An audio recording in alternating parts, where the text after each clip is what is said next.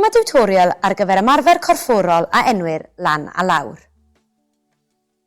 Gofynnwch i'r dysgwyr ddod o hyd i wagle ac i sefyll gyda'i cefnau yn syth a'i traed ychydig ar wahân.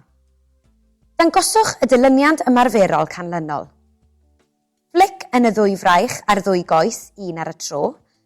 Naid yn yr awyr, cyffwrdd ar llawr ac yna dychwelyd i'r safle gwreiddiol. Nawr gyfynnwch i'r grŵp i leisio pob symudiad corfforol.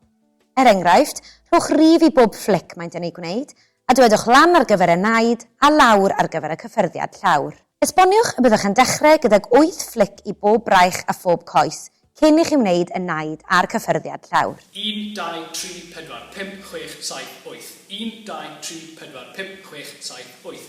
1, 2, 3, 4, 5, 6, 7, 8. 1, 2, 3, 4, 5, 6, 7, 8. Lan, lan. Unwaith y bydd y dilyniant hon yn gyflawn, eglurwch y byddwch yn ailadrodd y patrwm gan wneud 6 flic ac yna 4, 2 ac 1, fel hyn.